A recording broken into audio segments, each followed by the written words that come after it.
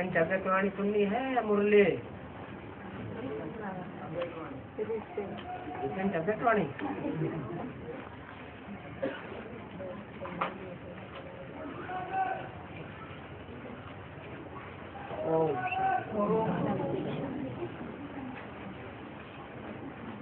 पाँच मार्च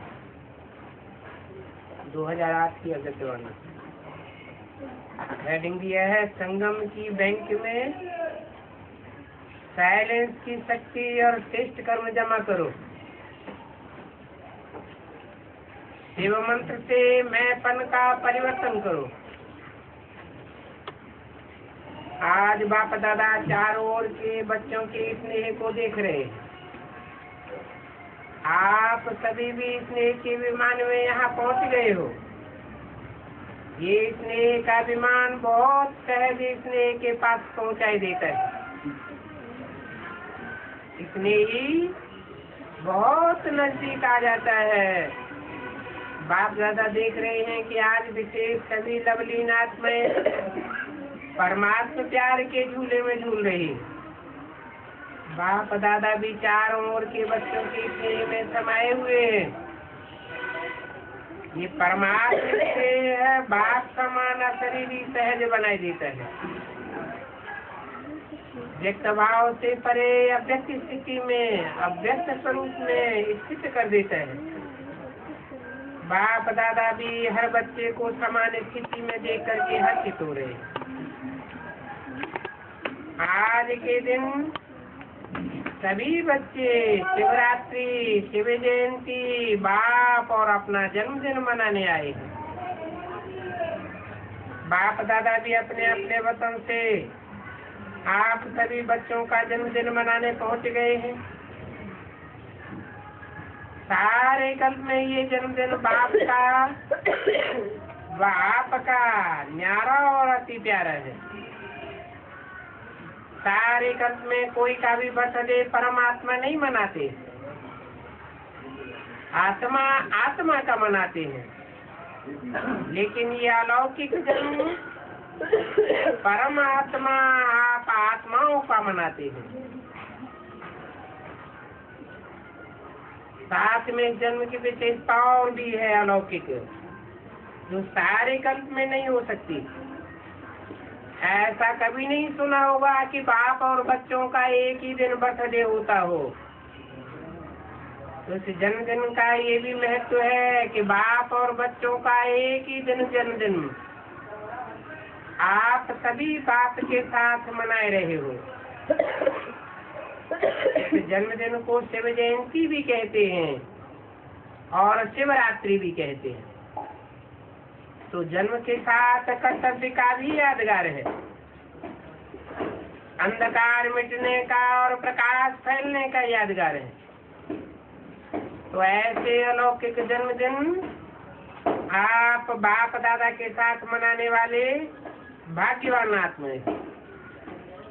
बाप बच्चों को पदम पदम गुणा इस दिव्य जन्म मनाने की बधाइयां भी दे रहे हैं, दुआएं भी दे रहे हैं और दिल का याद प्यार दे रहे हैं। मुबारक हो, पदम गुना मुबारक हो। भक्त लोग भी इस उत्सव को बड़ी भावना और प्यार से मनाते हैं। आपने जो इस दिव्य जन्म में श्रेष्ठ अलौकिक कर्म किया है और अभी भी कर रहे हो, वो यादगार रूप में चाहे अल्पकाल के लिए, अल्प समय के लिए मनाते हैं, लेकिन भक्तों की भी कमाल है। यादगार मनाने वालों, यादगार बनाने वालों को भी देखो कितनी कमाल है। जो कॉपी करने में होशियार तो निकले हैं, लेकिन आपके ही तो भक्त हैं ना। तो आपकी श्रेष्ठता का फल उन्हें यादगार बनाने वालों को वरदान रूप में मिल जाता है। आप एक जन्म के लिए एक बार व्रत लेते हो, संपूर्ण पवित्रता का व्रत लेते हो ना। काफी तो की है, एक दिन के लिए पवित्रता का व्रत भी रखते हैं।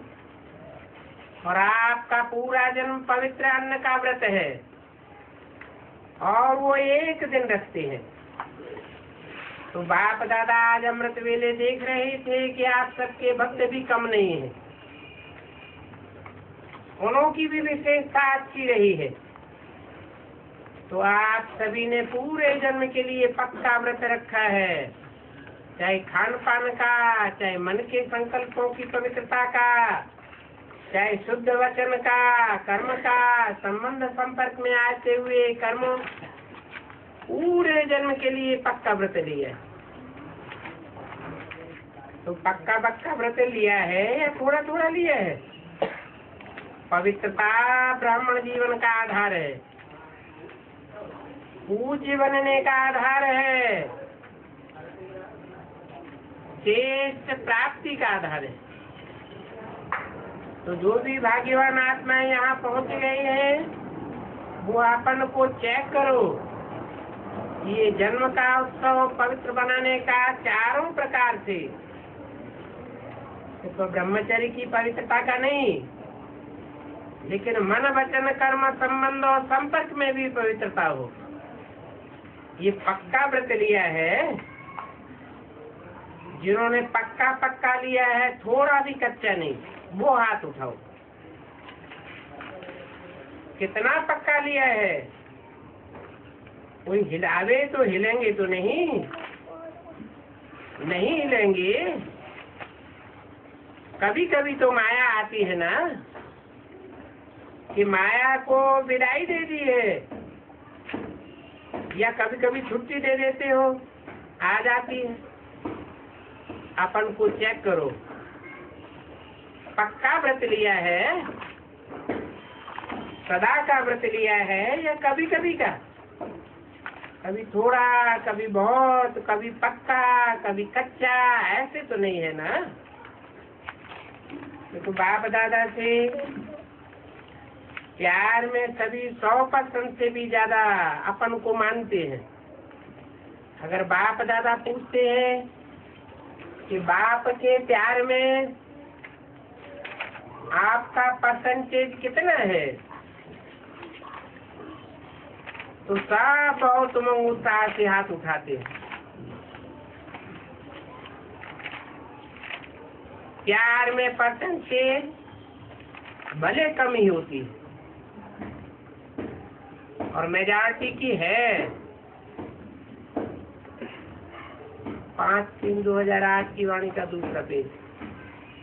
तो जैसे प्यार में पास हो, बाप दादा भी मानते हैं कि मेजॉरिटी प्यार में पास है, लेकिन पवित्रता के व्रत में चारों रूप में मनसा, वाचा, कर्मणा, संबंध और संपर्क, चारों ही रूप से संपूर्ण पवित्रता का व्रत निभाने में परसेंटेज आ जाती है।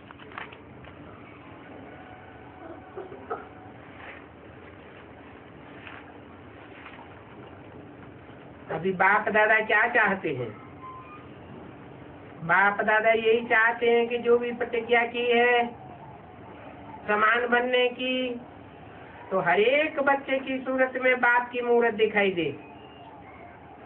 हर एक बोल में बाप समान बोल हो। बाप दादा के बोल वरदान रूप बन जाते हैं। तो आप सब ये चेक करो, हमारी सूरत में बाप की मूर्त दिखाई देती है,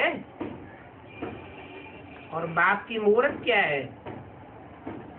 संपन्न, सब बातों में संपन्न। ऐसे हर एक बच्चे के नयन, हर एक बच्चे का मुखड़ा बाप समान है। सदा मुस्कुराता हुआ चेहरा दिखाई दे। कभी सोच वाला, कभी व्यर्थ संकल्पों की छाया वाला, कभी उदास, कभी मेहनत वाला, ऐसा चेहरा तो नहीं दिखाई देता है। सदा गुलाब, कभी गुलाब जैसा खिला हुआ चेहरा, कभी और किसी प्रकार का न बन जाए। क्योंकि बाप दादा ने ये भी देखा है और जन्म से बता दिया है कि माया आपके जीवन का सामना करेगी, लेकिन माया का काम है सामना करना और आना।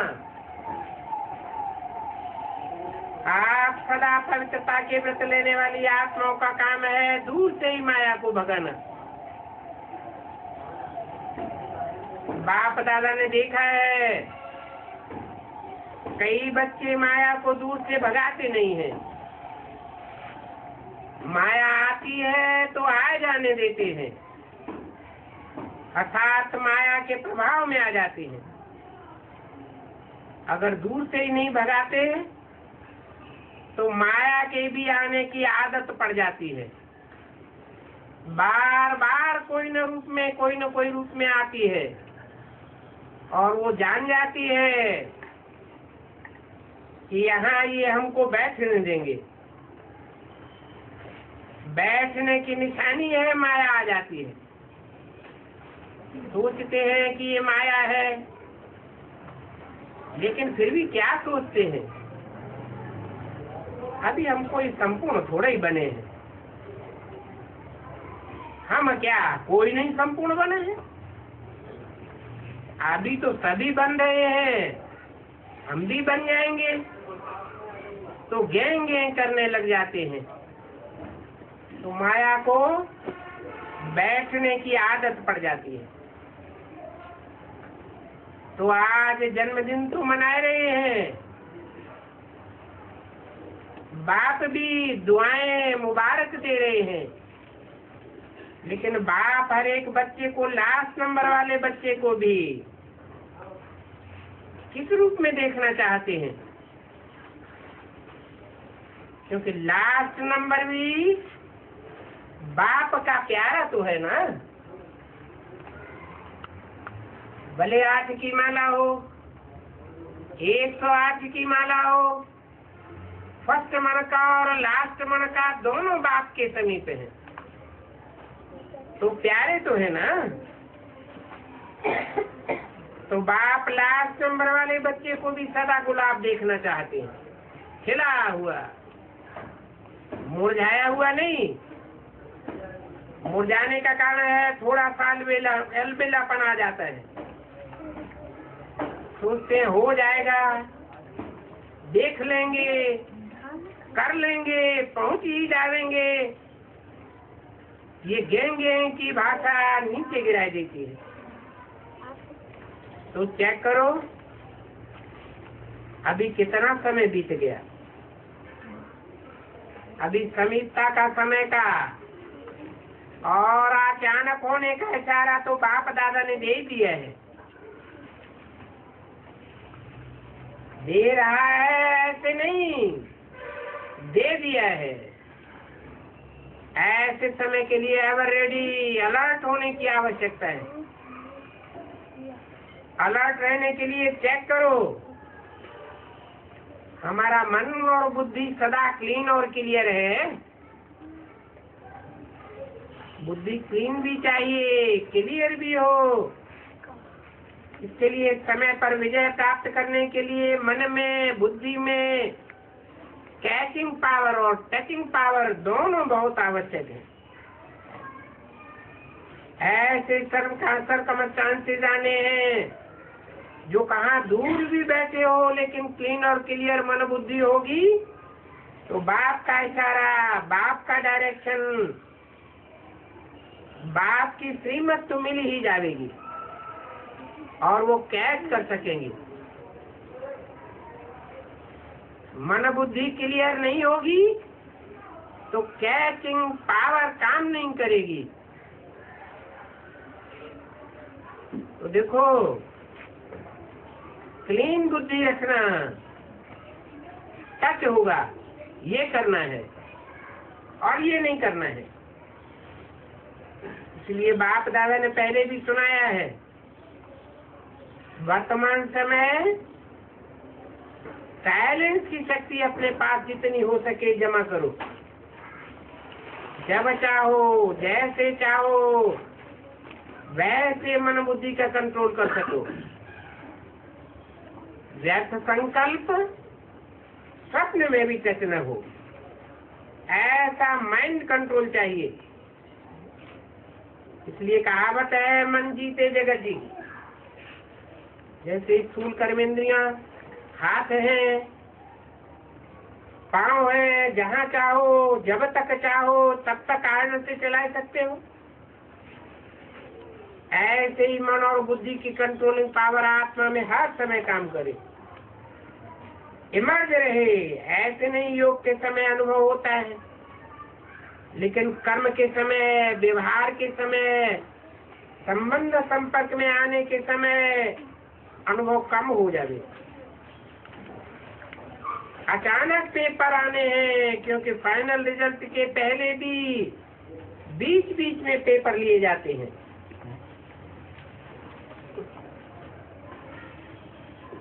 इस बर्थडे पर विशेषता क्या करेंगे? साइलेंस की शक्ति जितना जमा कर सको, 1 सेकंड में स्वीट साइलेंस की अनुभूति में खो जाओ। क्योंकि साइंस और साइलेंस, साइंस भी अति में जा रही है, तो साइंस पर साइलेंस की शक्ति की विजय परिवर्तन करेगी। साइलेंस की शक्ति से दूर बैठे किस आत्मा को सहयोग भी दे सकते हो, प्रकाश दे सकते हो। कोई का भी भटका हुआ मन शांत कर सकते हो। ब्रह्मा बाबा को देखा, जब भी कोई अनन्य बच्चा थोड़ा हलचल में व शारीरिक हिसाब किताब में रहा, तो सवेरे उठ करके बच्चे को साइलेंस की शक्ति से प्रकाश दिया और अनुभव कराते थे।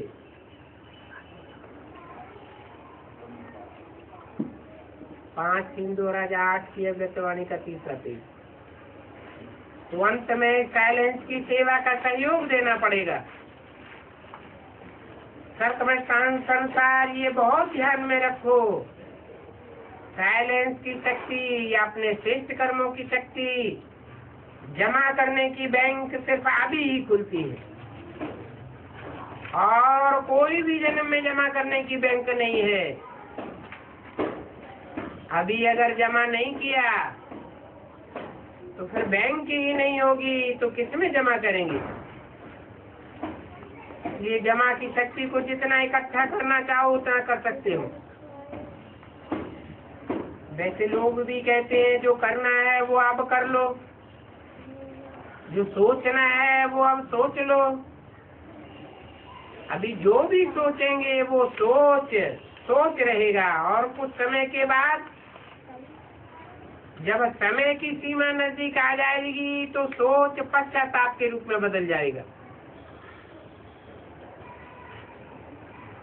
हम यह करते तो अच्छा होता, यह करना था, सोच नहीं रहे, पश्चाताप में बदल जाएगा। इसलिए बाप दादा पहले से ही इशारा दे रहे हैं, साइलेंस की शक्ति 1 सेकंड में कुछ भी हो जाए, साइलेंस में खो जाओ। ऐसे नहीं कि हम तो पुरुषार्थ कर रहे हैं। अभी जमा का पुरुषार्थ जमा कर सकते हो। तो बाप दादा का बच्चों की स्नेह है।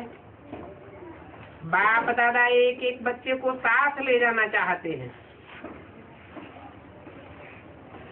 जो वायदा है, साथ रहेंगे, साथ चलेंगे, वो वायदा निभाने के लिए साथ चलेगा। जो समान होगा वही साथ चलेगा। सुनाया था ना, डबल फॉरेनर्स को हाथ में हाथ देके चलना अच्छा लगता है। तो श्रीमत का हाथ में हाथ हो, बाप की श्रीमत वो आपकी मत, इसको कहते हैं हाथ में हाथ। तो ठीक है, आज बर्थडे उत्सव मनाने आए हो ना,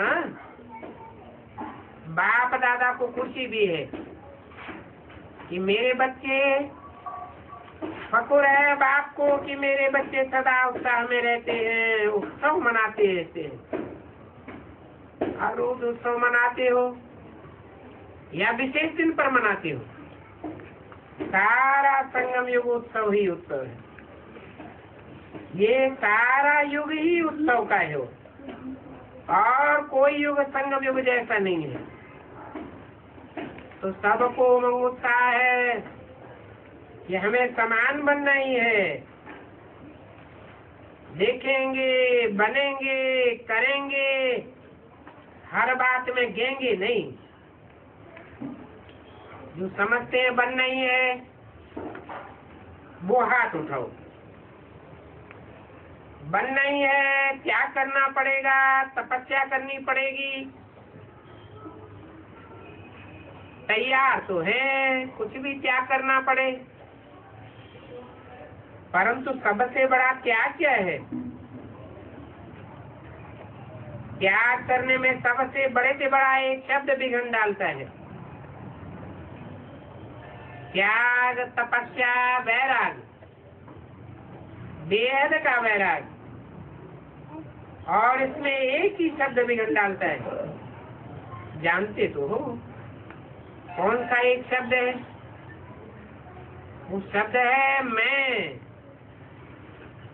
अर्थात बॉडी कॉन्शियसनेस। इसलिए बाप दादा ने कहा, जैसे अभी जब भी मेरा कहते हो तो पहले क्या याद आता है? मेरा बाबा आता, मेरा बाबा आता है ना। भले मेरा और कुछ भी करो, लेकिन मेरा कहने से आदत पड़ गई है, पहले बाबा आता है।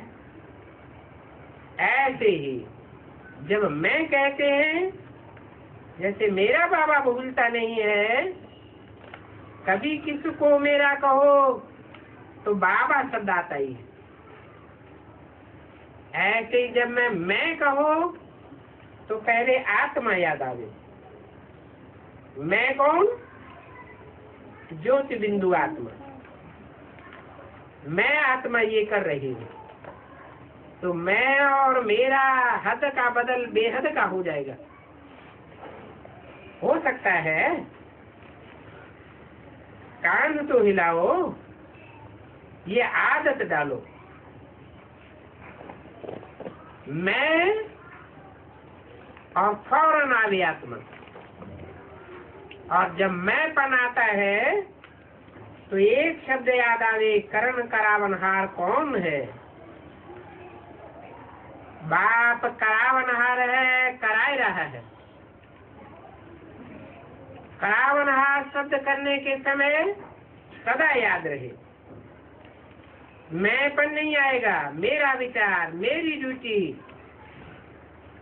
तो ड्यूटी का भी बहुत नशा होता है ना, मेरी ड्यूटी। लेकिन देने वाला दाता कौन है? ये ड्यूटी भी प्रभु की देन है। प्रभु की देन को मैं मानना, तो भला सोचो ये अच्छी बात है क्या? तो बाप दादा भी लास्ट 2 टर्न है, 1 मास सीजन समझो, इस वर्ष की सीजन समाप्त होने में। तो समाप्ति में बाप दादा क्या समाप्ति कराना चाहता है? एवर रेडी है कि सोचना पड़ेगा? चाहे यहाँ आवे या नहीं आवे, लेकिन हर एक स्थान से बाप दादा रिजल्ट चाहते हैं।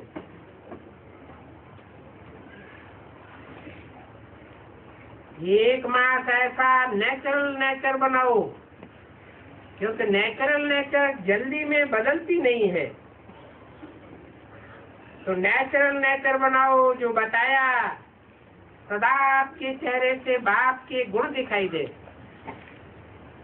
चरण से बाप की श्रीमत दिखाई दे, और सदा मुस्कुराता हुआ चेहरा हो। सदा संतुष्ट रहने और संतुष्ट करने की चाल हो। हर कर्म में कर्म और योग का बैलेंस हो। कई बच्चे बाप दादा को बहुत अच्छी अच्छी बातें सुनाते रहते हैं। बताएं क्या कहते हैं? कहते हैं बाबा आप समझ लो ना मेरी ये नेचर है, और तो कुछ नहीं है, मेरी नेचर ही ऐसी है। अभी बाप दादा क्या कहे, मेरी नेचर है, मेरा बोल ऐसा है। कई ऐसे कहते हैं क्रोध हमने थोड़ा ही किया, मेरा बोल ही थोड़ा बड़ा है, थोड़ा तेज बोल देता हूँ, बाकी अंदर से तो कुछ भी नहीं है। मैं कोई क्रोध थोड़े ही किया है, सिर्फ तेज बोल दिया। देखो कितनी मीठी मीठी बातें करते हैं। और बाप दादा कहते हैं जिसको आप मेरी नेचर कहते हो, ये मेरा कहना ही रंग है। मेरी नेचर की ये रावण की नेचर समझो, ये आपकी नेचर नहीं, रावण की नेचर है। 5 मार्च 2008 की वाणी का 4था पेज। आपकी नेचर अनादिकाल, आदिकाल, पूज्यकाल, यह ओरिजिनल नेचर है। रावण की चीज को मेरा मेरा कहते हो, इसलिए आ जाती नहीं है। पराई चीज को अपना बना लिया है। कोई पराई चीज को अपने पास संभाल कर रखे, छिपा कर रखे, अच्छा माना जाता है क्या? तो रावण की नेचर, पराई नेचर, उसको मेरा क्यों कहते हो? बड़े फकूर से कहते हैं मेरा दोष नहीं है, ये मेरी नेचर है। बाप दादा को भी रिझाने की कोशिश करते हैं। अब ये समाप्ति समारोह करेंगे, बोलो करेंगे? देखो दिल से कहो, मन से कहो, जहाँ मन होगा वहाँ सब कुछ हो जाएगा। मन से मानो कि ये मेरी नेचर नहीं है, ये दूसरे की चीज है, वो अपने पास नहीं रखनी है। बाप तो मर्जी व मर्जन बन गए ना, आप भी बन जाओ। आपकी ब्राह्मण नेचर है या पुरानी नेचर है? तो बाप दादा क्या चाहते हैं? भला मनोरंजन बनाओ, डांस करो, खेल करो, लेकिन सब कुछ करते समय बाप समान बनना ही है। समान बनने के बिना साथ चलेंगे क्या? कश्चम में धर्मराजपुरी में ठहरना पड़ेगा, तो साथ नहीं चलेंगे। सोचो, बताओ दादियां, बताओ एक मास रिजल्ट देखें क्या? देखें, एक मास अटेंशन रखेंगे, एक मास अगर अटेंशन रखा तो भी नेचुरल हो जाएगा। मास का एक दिन भी छोड़ना नहीं। अच्छा, जिम्मेवारी उठाती हैं दादियां, सभी इकट्ठे होकर के एक दो के प्रति शुभ भावना, शुभ कामना का हाथ फैलाओ। जैसे कोई गिरता है तो उनको हाथ दे करके प्यार से उठाते हैं, तो शुभ भावना और शुभ कामना का हाथ एक दो को सहयोग दे करके आगे बढ़ाते चलो। आप सिर्फ चेकिंग कम करते हो, करके फिर चेक करते हो। पहले सोचो, पीछे करो, पहले करो पीछे सोचो नहीं। ये डबल विदेशी क्या समझते हैं? करेंगे, डबल विदेशी करेंगे, बहुत अच्छा है। अगर डबल विदेशी एग्जाम्पल बन जाएं तो बाप दादा बहुत बहुत दुआओं की बरसात करेगा। क्या सोचा डबल विदेशियों ने? एग्जाम्पल बनेंगे। अगर एग्जाम्पल बनेंगे तो दोनों हाथ उठाओ। कमाल है। बाप दादा डबल विदेशियों को अभी से हिम्मत और उमंग उत्साह की दुआएं दे रहे हैं। ये भारत वाले भी कम नहीं है, वो भी अंदर अंदर सोच रहे हैं। वो सोचते हैं कि हम करके ही दिखावेंगे। तो देखो भारत ने क्या नहीं किया। भारत वाले बाप को ऊपर से नीचे ले आए। ये कमाल तो की है ना भारतवासियों ने। तो उनके आगे और बातें क्या बड़ी बातें हैं। अच्छा, जो समझते हैं कि बाप से और दादी से भी बहुत बहुत प्यार है, वो हाथ उठाओ। अच्छा, कितना प्यार है। अभी आपका दिल कौन सा गीत गाता है? गीत गाता है ना, इतना प्यार करेगा कौन? जितना बच्चे बाप को करते, बाप करता बच्चों को, इतना प्यार कोई करेगा? तो प्यार के पीछे क्या छोड़ना, कुछ छोड़ना थोड़े ही लगता है। ये छोड़ना नहीं है, ये तो पाना है। छोड़ना नहीं कहेंगे। बाप दादा शिव मंत्र चला के सभी को संपन्न रूप में देखते हैं।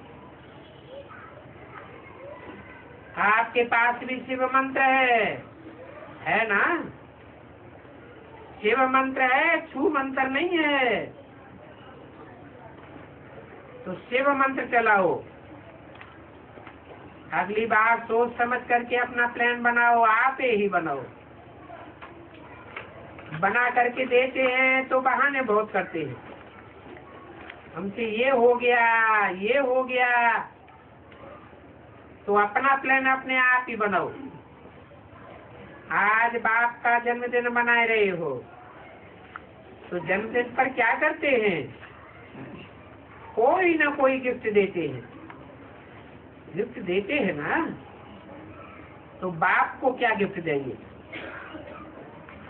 जो बाप ने कहा वो करके दिखाना, यही गिफ्ट देना। और बाप दादा भी आप सबको गिफ्ट दे रहा है। आपका भी तो जन्मदिन है ना, तो क्या गिफ्ट दे रहे हैं? जो गिफ्ट लेना चाहो वो ले सकते हैं, विशेष वरदान है। लेकिन वरदान काम में तब आएगा जब रोज अमृत वेले इस वरदान को रिवाइज करेंगे, गिफ्ट को रिवाइज करेंगे। तो बाप दादा यही गिफ्ट दे रहे हैं, एक कदम हिम्मत का कभी नहीं छोड़ना। तो बाप दादा 1000 कदम मदद देगा।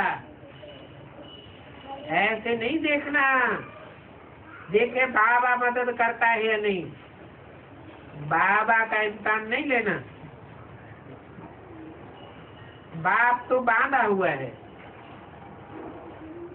आप भी बंधे हुए हो, बाप भी बांधा हुआ है। इस गिफ्ट को रोज बार बार देखना। कोई बढ़िया गिफ्ट होती है तो उसको बार बार देखते हैं, बहुत बढ़िया है, बहुत अच्छी है। तो रोज अमृत वेले देखना और कर्म करते कर्मयोगी जीवन में भी बीच बीच में रिवाइज करना। अच्छा, गिफ्ट ली और गिफ्ट दी, ये अच्छी बात है।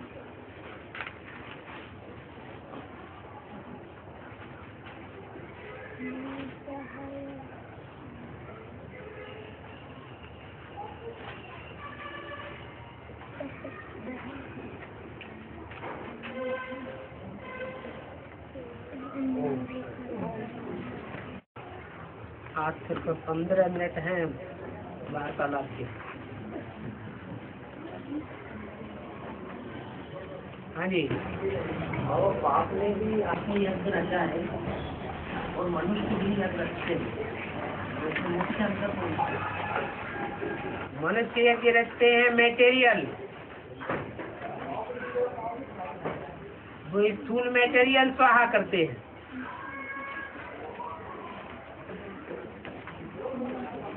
और बाप बच्चों से मेटेरियल यज्ञ नहीं करवाते,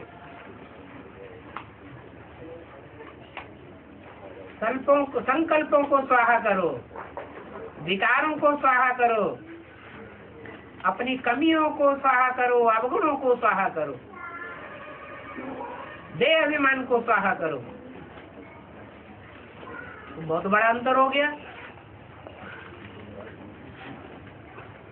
2500 साल हो गए यज्ञ करते करते, मेटेरियल स्वाहा करते करते।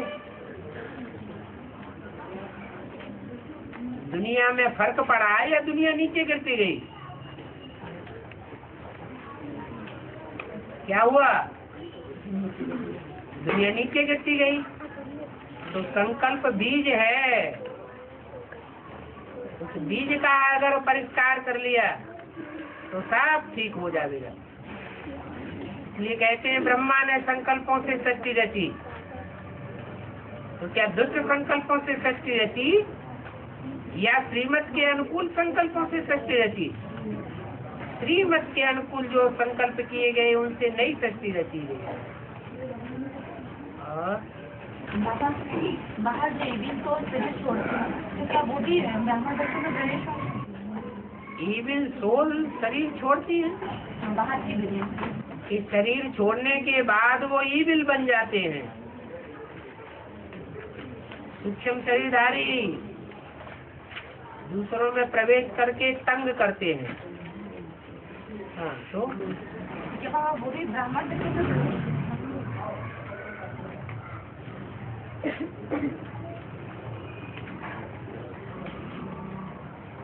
देवता धर्म की आत्माएं ही और धर्मों में हिंदू बन करके कन्वर्ट होती रही।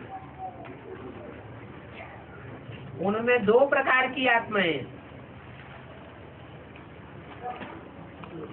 एक वो है जो टोटल अधीन हो गई विधर्मियों के, और एक वो है जो सिर्फ प्रभावित तो हुई थोड़ा, लेकिन उनके अधीन नहीं हुई।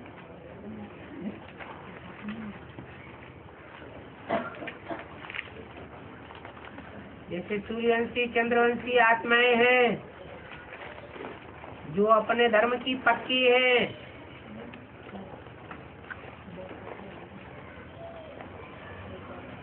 वो अपने धर्म पर पक्की रही अंत तक, नंबरवार पुरुषार्थ अनुसार।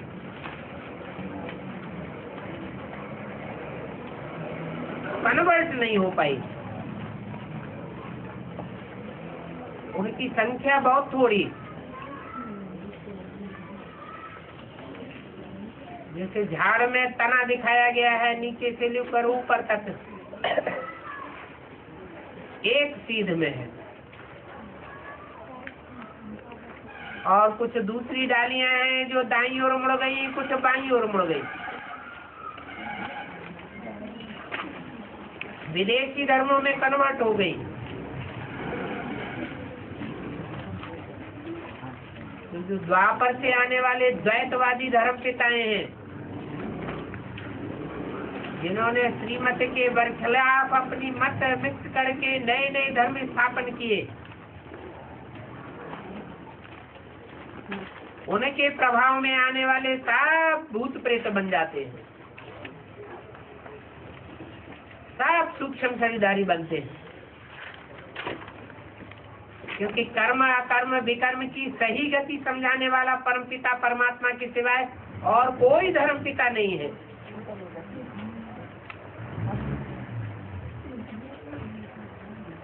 इसलिए वो आत्माएं अनेक जन्म पाप कर्म करने वाली है। पापों का बोझा बहुत बढ़ जाता है तो उनको अपना शरीर नहीं मिलता है और दूसरों के शरीर में प्रवेश करके पाप करती कराती रहती है।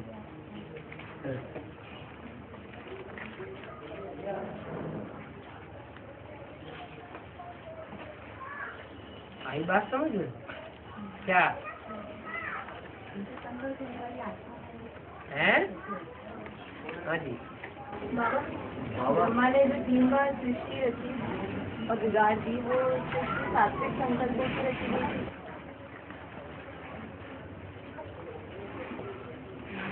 ऐसे तो दुनिया में कोई भी चीज हो, कोई भी चैतन्य हो, जड़ हो, जंगम हो, 4 अवस्थाओं से पसार होने के बाद उसका रूप बदलता ही है।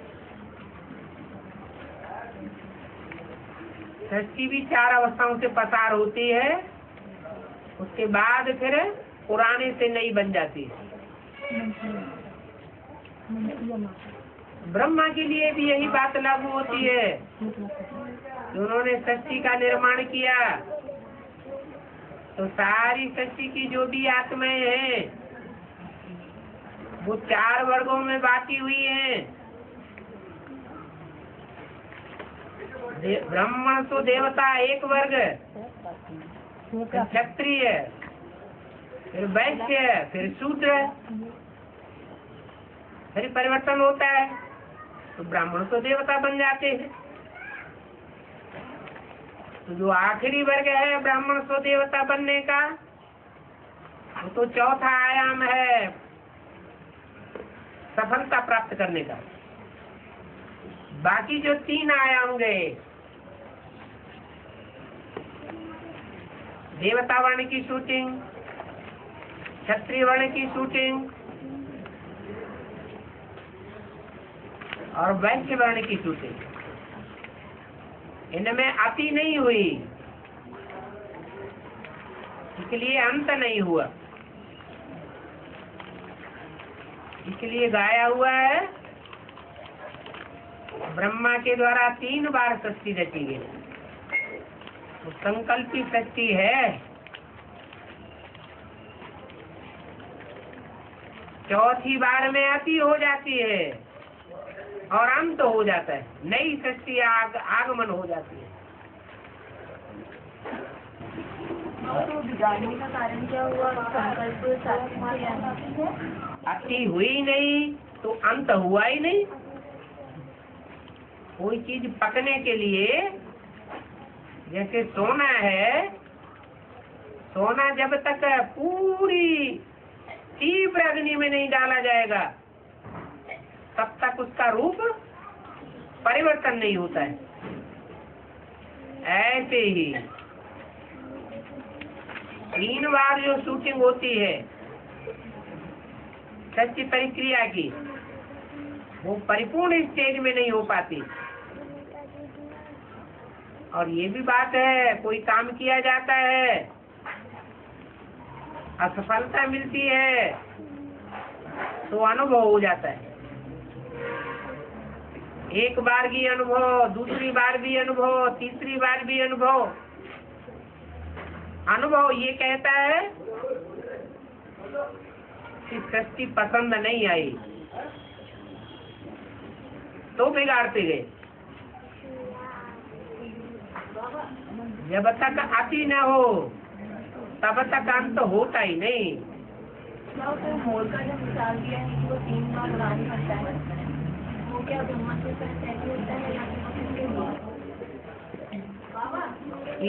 एक प्रश्न आया कि मोर 3 बार उड़ान भरता है, ये मिसाल किसका है?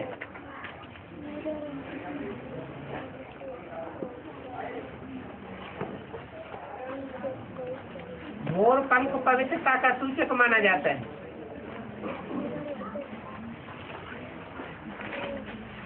वो मोर पंख देह अभिमानी की पूंछ है,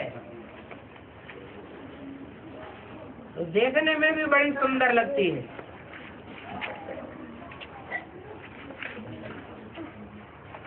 और तो पूंछ से डांस भी बहुत सुंदर करता है। लेकिन उड़ते समय, ऊंची उड़ान करते समय वो पूंछ भारी पड़ जाती है। तो ज्यादा से ज्यादा वो 3 बार उड़ान भरता है।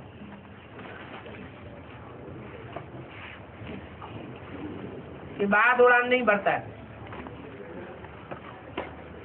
शूटिंग से कनेक्टेड बात है।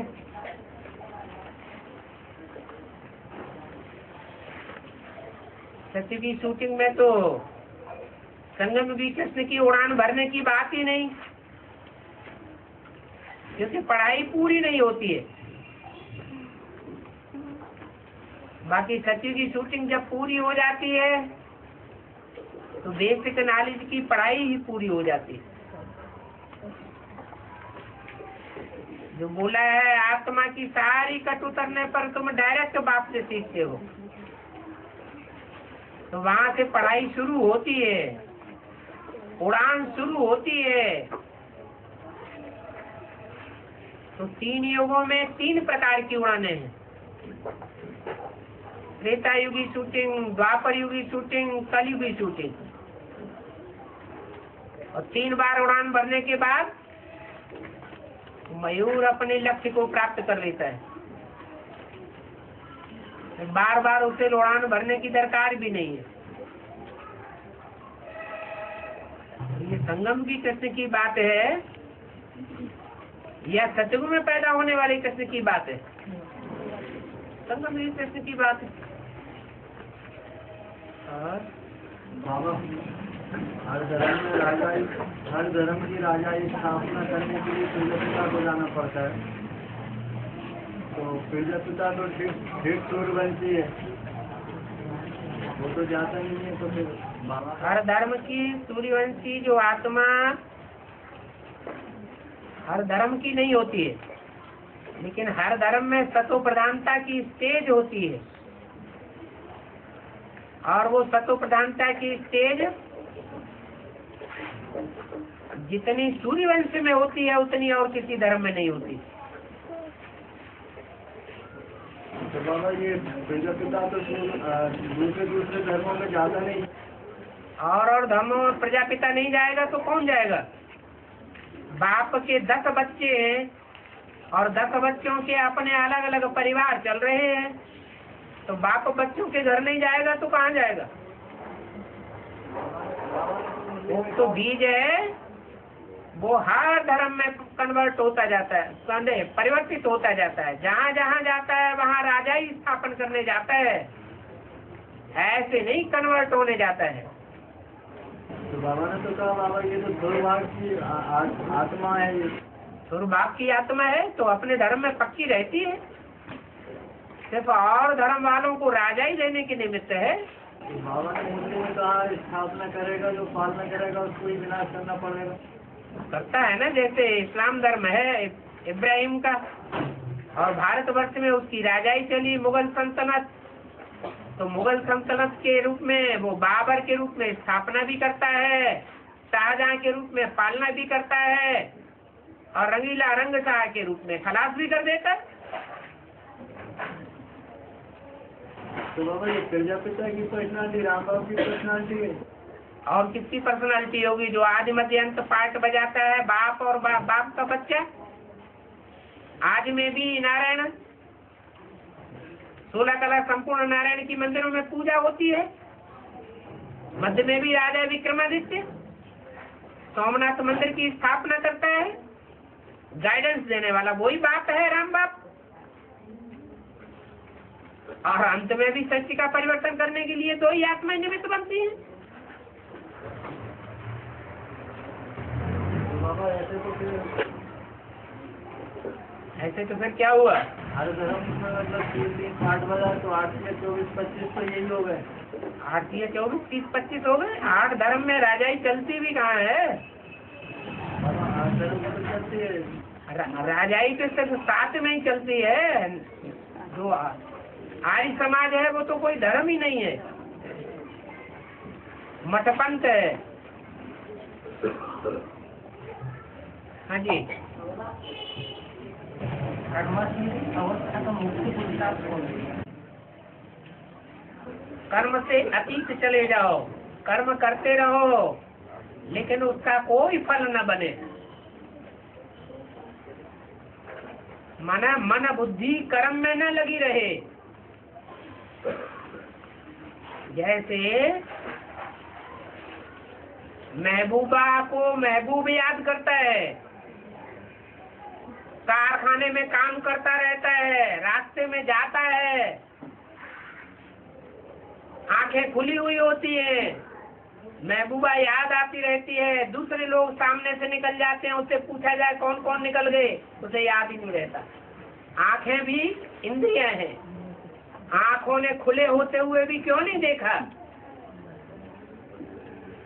क्या कारण हुआ है? मन की स्थिति दूसरी जगह लगी हुई थी।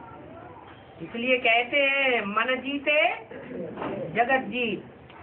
मन को कंट्रोल कर लिया तो सारी दुनिया को कंट्रोल कर लिया। मन 10 इंद्रियों का राजा है, 10 इंद्रियों को कंट्रोल करने वाला है। मन आसक्त हो जाता है तो इंद्रियां भी आसक्त हो जाती है। कर्मातीत अवस्था को पाना है तो मन को कंट्रोल करने की प्रैक्टिस यहाँ कराई जाती है, जिसे कहते हैं राजयोग। ये राज है, सन्यासियों के लिए ये राज नहीं है। उनकी तो जन्म जन्मांतर की आदत पड़ी हुई है कर्मयोग को छोड़ने की।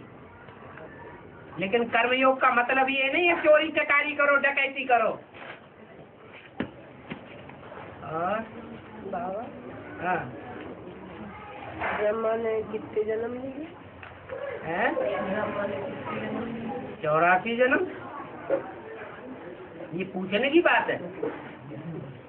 एडवांस लिया, एडवांस तक आ गए और बेसिक की प्रश्न पूछ रहे। ब्रह्मा ने कितने जन्म लिए? बाबा हाँ, आप तो नंबर दें आपको? हम अकेले पड़ जाते, हम कौन मैसेज दे दें? अकेले हैं तो और अच्छे। तो अच्छे तुम आ जाओ। अकेला जो है वो ज्यादा पुरुषार्थ करेगा या ढेर लोगों के बीच में रहने वाला ज्यादा पुरुषार्थ करेगा? एक शिव बाबा, बाबा दूसरा न कोई। अब तुम आ गए, अब हमें कोई कहने वाला नहीं, कोई सुनने वाला नहीं। तो क्या कहने की जरूरत? बाबा आ गए, बस ठीक है, ठीक है। आ गए। तो हम कहाँ मिले? तुम आ गए ना, मिल गए।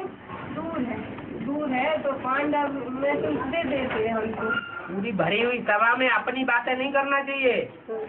ये स्वार्थ की बात हो गई। अच्छी बात। और ज्ञान की बातें पूछो। बाबा हाँ, क्लास में चढ़ी है? तो मैं डायरेक्ट आपसे मिलने जा रही तो वो बाबा से मिला। कौन चल रही? क्लास में माता हूँ।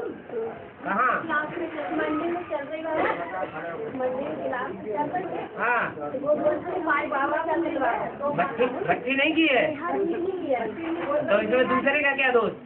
तो वे हमसे किया कि आप बाबा से मिलाओ। तो तुम उनसे कहो कि पहले भक्ति करो जाके। एक माता तो बिल्कुल चले ही नहीं जा। हाँ हाँ, नहीं चला जाता है तो ठेला में धर लो।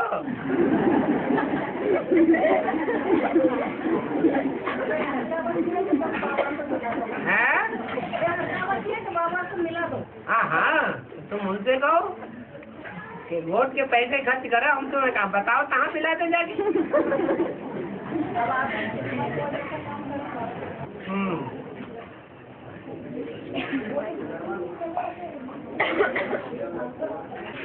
हाँ जी, हाँ, जैसे बताया कि कृष्ण का जब जन्म हुआ तो छोटी इकाई हुई। हैं? कृष्ण का जब जन्म हुआ यानी 26 में तो छोटी इकाई होगी, छोटी छोटा परिवार होगा। छोटा परिवार होगा। हाँ, तो कितनी आत्मा होगी? अरे जो सृष्टि शुरू होगी नई दुनिया की, वो संपन्न 100% नई सृष्टि होगी या 99 99.5% नई सृष्टि होगी? 100% होगी। तो 100% नई सृष्टि में 100% संपन्न आत्मा होनी चाहिए या कोई अधूरी आत्मा भी होनी चाहिए? संपन्न होगी। एक आध सजा खाने वाली आत्मा आ जाए तो नहीं चलेगा?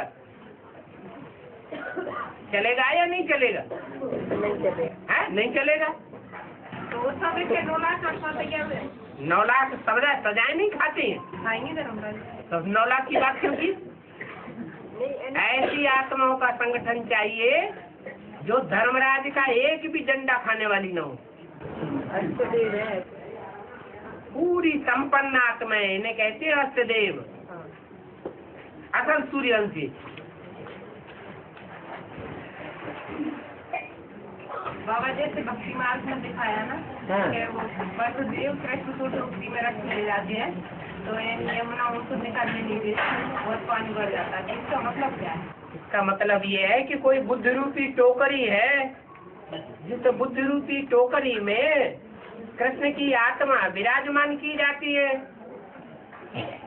राम वाली आत्मा हुई बुद्धि। सूक्ष्म वतन के 3 तबक्के हैं, उन 3 तबक्कों में बुद्धि कहाँ है? कौन से तबक्के में? तीसरा तबक्का है बुद्धि। और मन का तबक्का कौन सा है? ब्रह्म। और संस्कार का तबक्का विष्णु। तो बुद्धि रूपी टोकरी में कृष्ण वाली आत्मा बैठती है।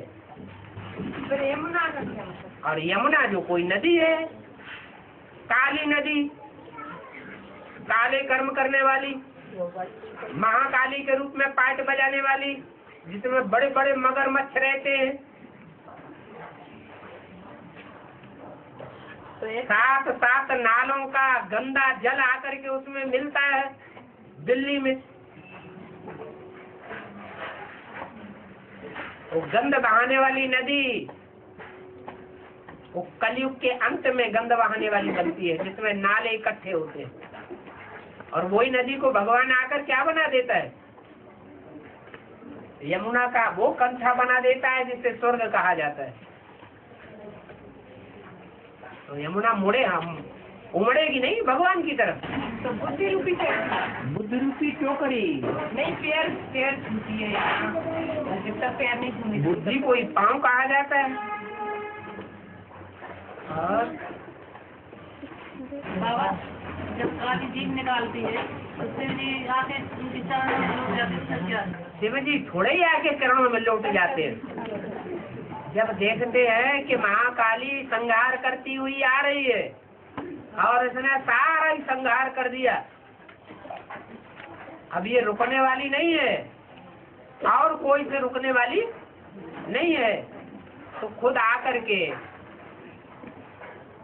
लेट जाते हैं ताकि उसको पता चले कि हमने किसके सर के किसकी छाती पर पांव रख दिया, हमसे बड़ा अनर्थ हो गया, और रुक जाए, पश्चाताप होने लगे।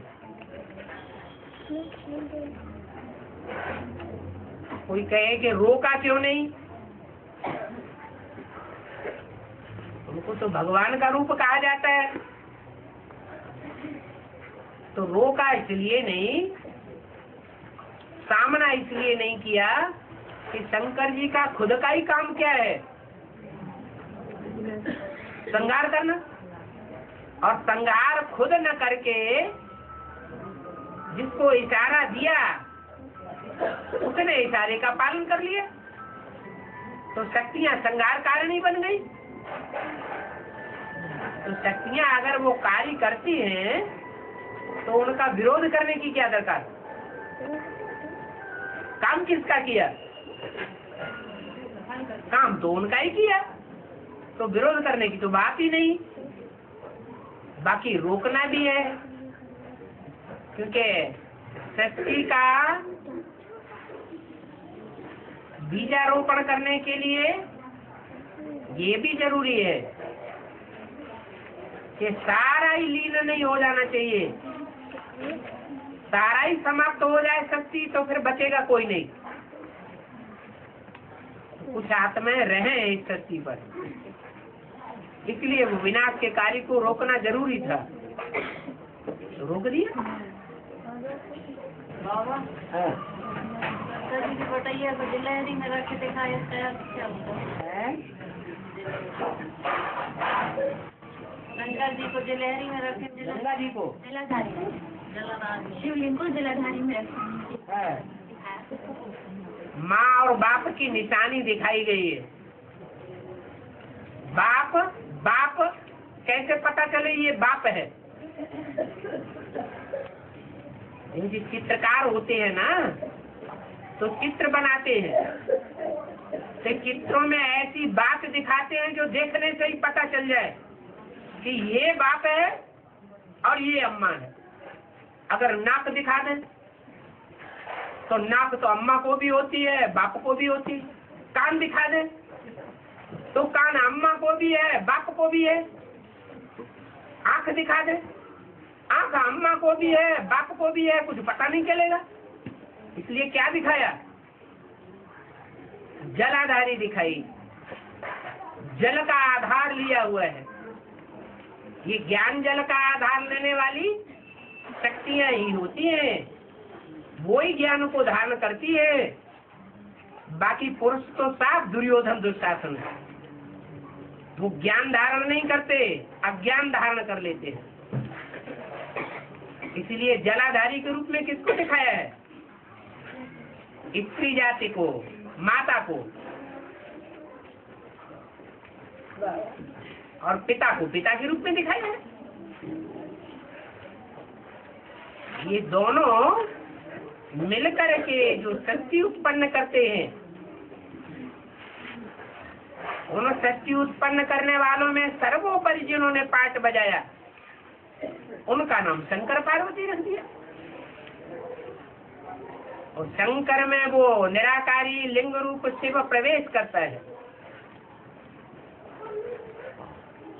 जो शिव कल्याणकारी कहा जाता है, वो कल्याणकारी शिव का नाम सिर्फ शंकर के साथ जोड़ा जाता है और कोई के साथ नहीं जोड़ा जाता है। माना इस सृष्टि में जो कामेंद्रिय है, उस कामेंद्रिय को भी जीतने का कार्य करने वाला वो शिव है। मनुष्य कामी होते हैं, देवताएं निष्कामी होते हैं। इंद्रियों से सुख भोगने की आस मनुष्यों की होती है। देवताओं को कोई ऐसी इच्छा नहीं होती है, लेकिन उन इच्छाओं के ऊपर, वासनाओं के ऊपर विजय प्राप्त करना शिव आकर के सिखाते हैं।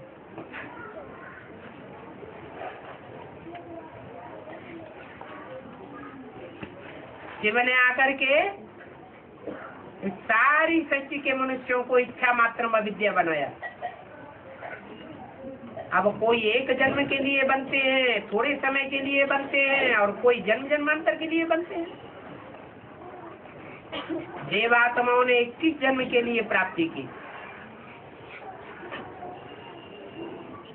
ये माता पिता का रूप है।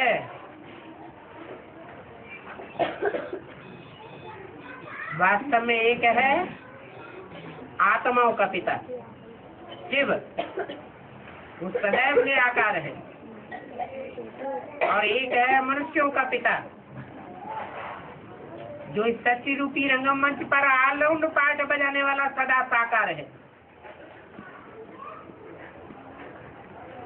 परंतु वो निराकार शिव जब तक साकार में मुकर्रर रूप से प्रवेश न करे, तब तक इस रहस्य को समझाए नहीं सकता।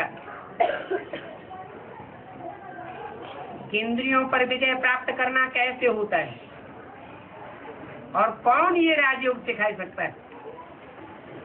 एक परम पिता परमात्मा शिव के सिवाय और कोई भी संपूर्ण राजयोग नहीं सिखा सकता। सब नीचे गिराने वाले हैं, पद नीचा कराए देंगे। ऊंचा उठाने वाला एक ही शिव बाप है।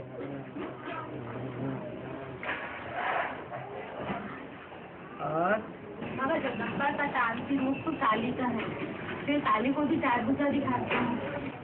4 भुजा, 1000 सैकड़ों भुजाएं दिखाते हैं। उनकी भुजाओं की गिनती नहीं, जितनी ब्रह्मा की भुजाएं उससे ज्यादा भी महाकाली की भुजाएं। रुद्रमाला में जितने भी स्त्री चोले हैं, रुद्रमाला में जितने भी स्त्री चोले हैं, उनकी मुखिया कौन है? जगदम्बा। तो बाकी भुजाएं सब महाकाली की भुजाएं हो गई ना। भक्ति मार्ग में जो चित्र सिर्फ 4 दिखाते हैं। महाकाली को 4 भुजाएं नहीं दिखाते, ढेर भुजाएं दिखाते हैं, टांगे सिर्फ 2 दिखाते हैं।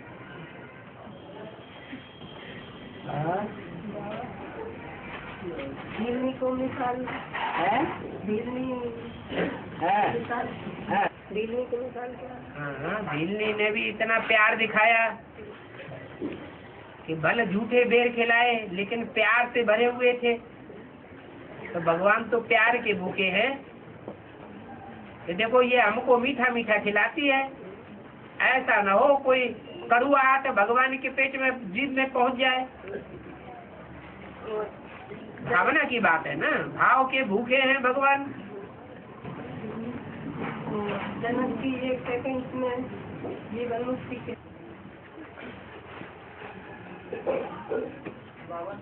हाँ जी, ये बताया कि असुरों और देवताओं ने मंथन किया और असुरों और देवताओं की लड़ाई लगी। असुर तो होते ही कलयुग है और देवताएं होते ही कलयुग में। कैसे संबंध? संगम युग में ही कोई आसुरी आत्माएं हैं, इशारे से नहीं समझती हैं, और कोई देव आत्माएं हैं जो इशारे से समझती हैं। सब मनुष्य ही इस दुनिया में संगम में, लेकिन 2 प्रकार के हैं। एक सतयुग के पहले जन्म में देवताएं बनने वाले हैं, और दूसरे वो हैं जो सतयुग के आदि जन्म में नहीं पहुंचेंगे, 84 जन्म नहीं लेंगे, वो कम जन्म लेने वाली बनेंगे। परिपूर्ण आत्मा नहीं बनेंगे, खंडित आत्मा बनेंगे। और खंडित आत्मा होने के कारण द्वापर युग से दूसरे धर्मों में कन्वर्ट हो जाएंगे। तो 2 प्रकार की आत्माएं हो गई, एक शुद्ध देवात्मा और दूसरी कन्वर्ट होने वाली दानव आत्मा, दैत्य आत्मा। तो दोनों ये युद्ध दिखाया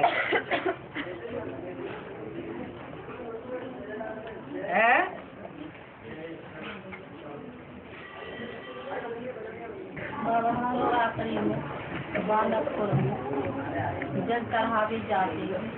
क्या बोला? मालाओं को 3 आत्माएं बहुत पक्षी हैं और बहुत खिलाफ कर रही हैं और बहुत खड़ा रही हैं। तो उनको हाथ से भी नहीं दिखता, उनके पैरों से भी नहीं चला जाता। बाबा कहीं भी जाती है, घूमती साथ लेके जाती है। चलो टाइम